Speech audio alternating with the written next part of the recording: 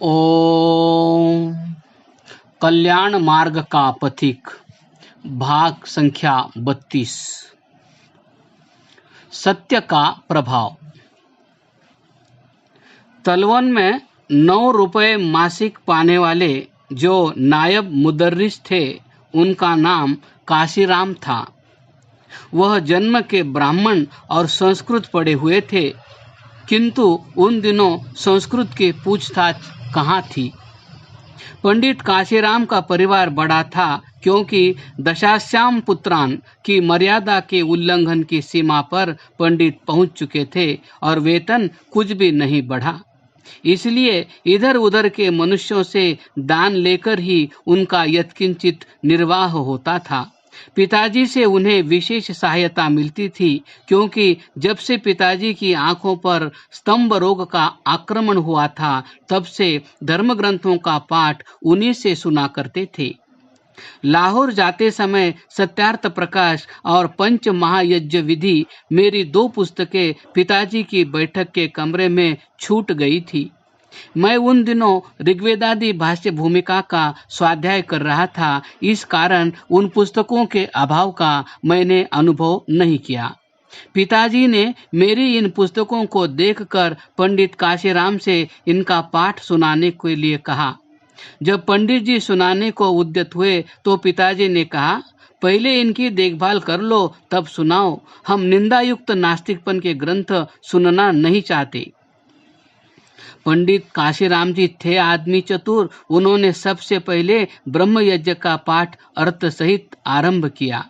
जो पिताजी सुनते उनकी श्रद्धा बढ़ती जाती। तब पंडित काशीराम ने सत्यार्थ प्रकाश का प्रथम समुल्लास सुनाया।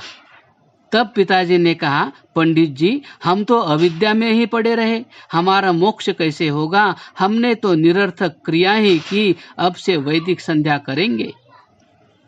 बस फिर क्या था, पिताजी ने वेद मंत्र तथा उनके अर्थ कंठ करना आरंभ कर दिया। अब वैदिक संध्या और पंचायतन अर्थात 5 देव मूर्तियों की पूजा साथ ही साथ होने लगी। पिताजी की यह मानसिक अवस्था थी जब वह जालंधर में मुझे मिले। पिताजी उस समय मुझे फिर बहुत प्यार करने लग गए थे, मानो जो अप्रसन्नता पहले प्रकट की गई थी उसका प्रतिकार हो रहा था। पिताजी के साथ मैं तलवन चला गया। उनके पास कुछ दिवस शांति से बिताने का विचार था, किंतु 1 सप्ताह के पश्चात ही जालंधर से मेरे एक माननीय वृद्ध का बुलावा आ गया। मैंने जालंधर पहुंचकर सुना कि पंजाब यूनिवर्सिटी के नई रजिस्ट्रार साहब मिस्टर लारपेंट ने रिश्वत लेना आरंभ कर दिया है। मुझे संदेशा दिया गया कि मुझसे बहुत नीचे नंबर वाले 2 विद्यार्थियों ने 500-500 घूस देकर कृतकार्यता का प्रबंध किया है और लारपेंट साहब मेरी प्रतीक्षा कर रहे हैं। मैं यदि 200-250 भी दे दूं तो मुझे पास कर देंगे। मैंने ऐसा करने से सर्वथा इनकार कर दिया और साथ ही लारपेंट साहब को पत्र लिख दिया कि यदि वह ऐसे परीक्षार्थियों को पास करेंगे जो अपना अनुत्तीर्ण होना स्वयं मान चुके हैं, तो उनकी पोल समाचार पत्रों में खोली जाएगी। इसके साथ ही एक बड़ी मूंछों वाले यूरेशियन ने, जिनका नाम मिस्टर ब्रैंडन था और जो कहीं क्लर्क थे, लाहौर पहुंचकर धमकी दी कि उनको भी घलुए में पास करा दिया जाए, नहीं तो वह आकाश पाताल एक कर देंगे। परिणाम यह हुआ कि मैं भी और न घूस देने वाले दोनों पास हुए, किंतु ऐसा नहीं कि घूस देने वाले पास न हुए हों।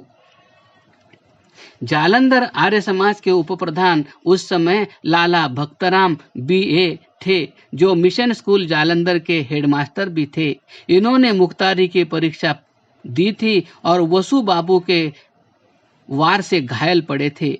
इनसे घूस मांगी गई और इनके एक संबंधी ने इन्हें 250 रुपए घूस के लिए लाकर दिए भी, किंतु धार्मिक भक्तराम ने इस प्रकार पास होने को पाप समझा।